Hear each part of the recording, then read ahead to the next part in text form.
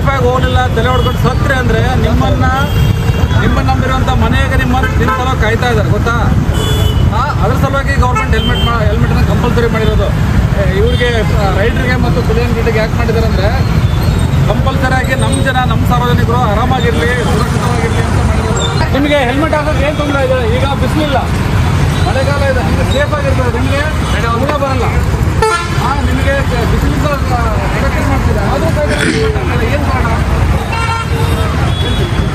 ನಿಮಗೆ ನಾವು ಹಿಡಿತಿರೋದ್ರಿಂದ ತೊಂದರೆ ಕೊಡೋಕ್ಕಲ್ಲ. ನೀವೆಲ್ಲ ಹೆಲ್ಮೆಟ್ ತೊಗೊಬರ್ತೀರ, ಫೈನ್ ಕಟ್ಬೇಕು. ಏನು ಮಾಡ್ತೀರಾ? ತೊಗೊಂಬರ್ರಿ, ಗಾಡಿ ಬಿಡ್ಬೇಕು, ತೊಗೋಬೇಕು. ನಮಸ್ಕಾರ.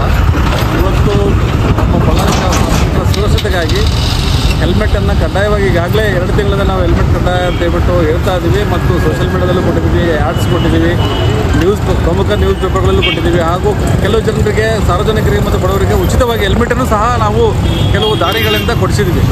ಆದಾಗ್ಯೂ ಸಹ ಕೆಲವು ಜನರು, ಹಲವಾರು ಜನರು ಇವತ್ತು ಹೆಲ್ಮೆಟನ್ನು ಹಾಕ್ತಾ ಇದ್ದಾರೆ. ಇನ್ನೂ ಕೆಲವು ಜನರು ಹಾಕ್ತಾ ಇಲ್ಲ ಅಂತ ಮೀನ್ಸ್ ಅವರು ನಮ್ಮ ಬಳ್ಳಾರಿ ಜಿಲ್ಲೆಯಲ್ಲಿ ಏನೋ ನಮ್ಮ ಹೆಲ್ಮೆಟ್ಟು ಕಡ್ಡಾಯ ಇಲ್ಲ, ವಿನಾಯಿತಿ ಅಂತ ಒಂದು ತಪ್ಪು ತಿಳುವಳಿಕೆ ಇದೆ.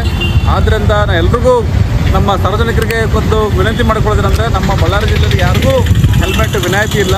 ಅದು ಹೆಲ್ಮೆಟ್ ಕಡ್ಡಾಯ ಮಾಡಿರೋದು ನಿಮಗಾಗಿ ಮತ್ತು ನಿಮ್ಮ ಕುಟುಂಬದ ಸದಸ್ಯರಿಗಾಗಿ, ಸೇಫ್ಟಿಗಾಗಿ ಮಾಡಿರುವಂತಹ ಒಂದು ಕಾನೂನು. ದಯವಿಟ್ಟು ಈ ಕಾನೂನನ್ನು ತಪ್ಪದೇ ಪಾಲಿಸಿ ಹಾಗೂ ಸುರಕ್ಷಿತವಾಗಿರಿ.